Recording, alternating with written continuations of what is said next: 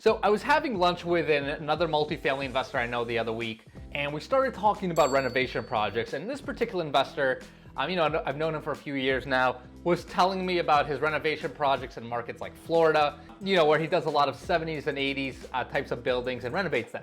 And then I was telling him about our renovations here in Boston. That's one of our core markets for investments. And it was just crazy to see kind of the shock and almost horror on his face when we were telling him about the many challenges that come with renovating very old buildings. So what I thought I would do in this video is talk about precisely what are those differences if you're thinking about investing or operating in a market like the Northeast that has very old buildings, and what the financial consequences are, and how you can actually grow and manage all of those issues. So with that, let's get at it.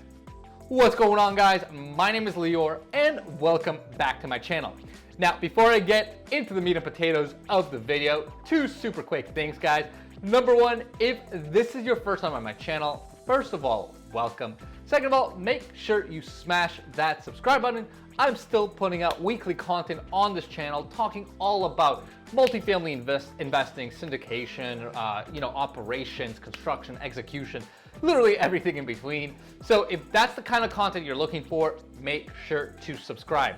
So as I said in the intro, what I wanted to talk about was kind of the distinct differences when it comes to executing and renovating multifamily in the Northeast, and in particular Boston, right? I'm in Boston, versus other markets like the South and Southeast. So what obviously makes this particular tricky in the Northeast is that most buildings are really, really old here, right? Most of the product we're buying here tends to be built somewhere around the early 1900s. Sometimes we're even buying stuff from the late 1800s, right? Which is very drastic as compared if you're going to go south, Midwest, Southwest, right? anywhere where, a lot of the US has inventory that's typically from the 60s, 70s, 80s, and 90s, and so on, right? So basically, the age of our inventory here that we're buying can be 3 to 4 times older than what you might find in other pockets of the US. Now, where you can really get hurt when you're trying to invest and renovate in these kinds of old buildings is in the mechanicals, right? Because, a lot of these properties here in Boston certainly have had some sort of level of renovations over the course of the years, but the variability is huge, right? I mean, you can find some properties that were like really pristinely taken care of and the mechanicals just look super, super tight and super solid. But we've also seen and bought many properties where the mechanicals were absolute disaster, right? I mean, it clearly was not taken care of at all for the last 50 to 70 years, if more, and it can be really, really tough. Now, this impacts you from two ways.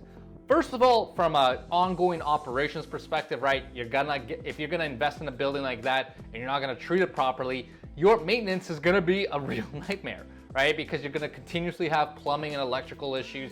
You're gonna bring plumbers and electricians and handymen into your property. So you're gonna get destroyed really on your maintenance bills.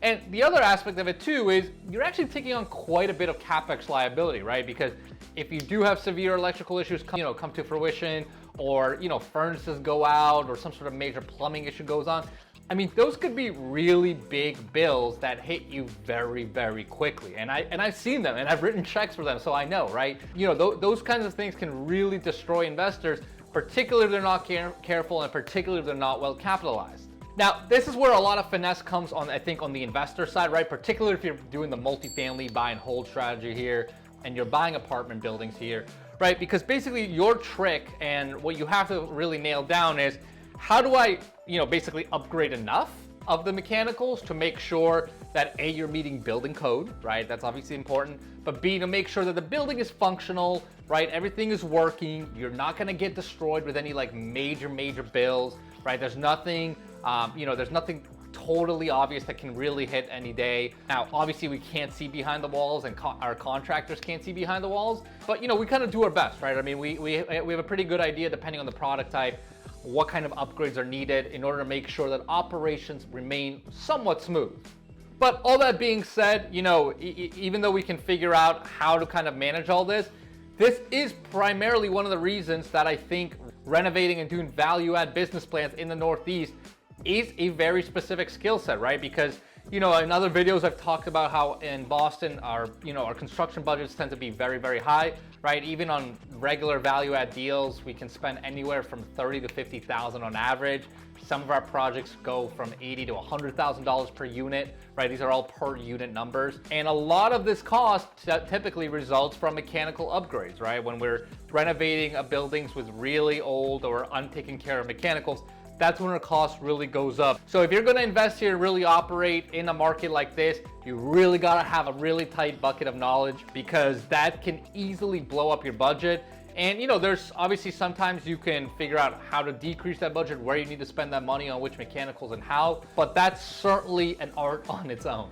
So that's kind of the takeaway, right? And after I even had lunch with the investor I mentioned earlier, that's kind of what we agreed on, right? At the end of the day, it is a very specific niche of renovations here that you have to get really good at.